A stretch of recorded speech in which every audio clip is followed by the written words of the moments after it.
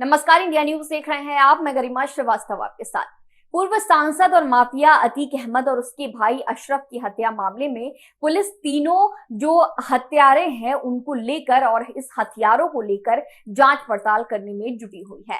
तमाम खुलासे धीरे धीरे हो रहे हैं।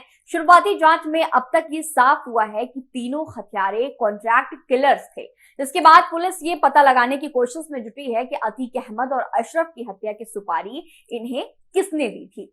पुलिस के निशाने पर इस वक्त हर वो शख्स बना हुआ है जिसे अतीक अशरफ की हत्या से फायदा मिल सकता है। दरअसल अतीक की हत्या की वजह को लेकर अलग अलग थ्योरी सामने आ रही है। एक थ्योरी जिस पर खास ध्यान दिया जा रहा है वो ये कि अतीक और अशरफ का अरबों का काला साम्राज्य ही उनकी हत्या की बड़ी वजह बना है। अतीक बिल्डरों और बड़े कारोबारियों से चुनाव लड़ने के लिए चुनाव टैक्स लिया करता था। इसके लिए दो तरह की पर्ची का वो इस्तेमाल करता था। एक गुलाबी पर्ची होती तो दूसरी पर्ची सफेद रंग की होती थी। गुलाबी पर्ची का रेट 3 लाख से 5 लाख हुआ करता था, तो वही सफेद पर्ची का रेट 5 लाख से ऊपर होता था।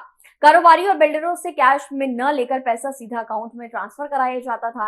ये पैसा अतीक के खाते बैंक ऑफ महाराष्ट्र में ट्रांसफर होता था, जिसे फिलहाल ईडी ने सील कर दिया है। इसके अलावा अतीक गुंडा टैक्स भी लिया करता था। जिन कारोबारियों से अतीक अहमद गुंडा टैक्स वसूला करता था वो अतीक से बहुत नफरत करते थे, लेकिन माफिया के खौफ के चलते उसे रकम देने से कोई मना नहीं कर पाता था। अतीक के दुश्मनों में से एक का नाम अब सुर्खियों में बना हुआ है, मध्य प्रदेश का नामी डायमंड बिजनेसमैन।